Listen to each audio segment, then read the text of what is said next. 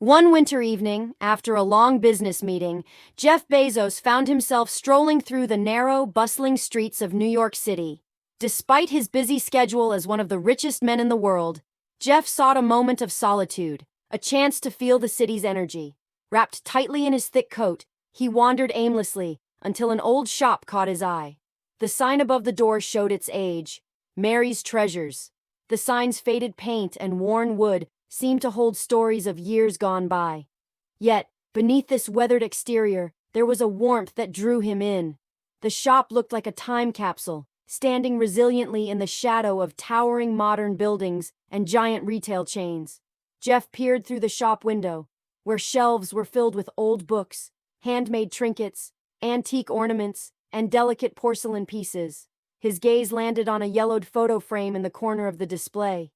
The frame contained a picture of a smiling couple standing proudly in front of the shop. It seemed like a snapshot from a different era, a time when the world moved slower. The icy wind outside nudged Jeff back to reality. From inside, warm lights and the faint sound of jazz music seemed to invite him in. Pushing the heavy wooden door open, Jeff stepped inside, instantly greeted by the cozy scent of old books and polished wood. Behind the counter sat an elderly woman with snow-white hair and glasses perched on the edge of her nose. Her face carried the marks of time but also radiated kindness and quiet strength. She didn't recognize Jeff Bezos, the billionaire. Instead, she smiled warmly and asked, "How can I help you, sir?" "I'm just looking around," Jeff replied as he wandered through the aisles. He examined an old pocket watch, a handwritten book, and a collection of handmade plates before turning back to the woman. "How long have you been running this shop?" he asked. The woman paused for a moment, as if revisiting distant memories. Then, with a hint of pride in her voice, she said, 40 years. My husband and I opened it together. Back then, this shop was the heart of the neighborhood. People lined up to visit. But times have changed. The internet and big stores have made things tough for small shops like ours. Still, this place is everything to me. It's not just a shop. It's my dream." Jeff listened intently. Her words reminded him of his own journey, back when Amazon was just a small idea in his garage. He understood the struggles of starting small and staying true to a vision. "What would you do if you had the chance to expand this shop?" Jeff asked gently.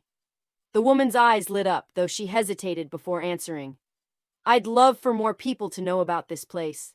Years ago, people came here to feel its warmth, to connect with its story. But I can't afford advertising or figure out how to use technology. The internet, it's like a foreign world to me. Maybe it's time to let this dream go." Jeff's heart softened at her words. Dreams should never be abandoned, he thought to himself. Then, after a brief pause, he turned to her and said, "Mary, I have a proposal for you." Mary stared at him, bewildered. Jeff took out his phone and quickly sent a message to his assistant. He instructed his team to create an online store for Mary's Treasures and to develop a social media campaign that would tell Mary's story to the world. After sending the message, he turned back to Mary and said, "This shop is your dream, Mary. And dreams aren't meant to be given up on. I'd like to help you share your dream with more people." Tears welled up in Mary's eyes. "But why? Why would you do this for me? You're one of the richest people in the world. Why help someone like me?" Jeff smiled and replied, "Success isn't measured by what we gain for ourselves, but by what we can give to others. Your 40 years of hard work deserve to be shared. Your story deserves to be told."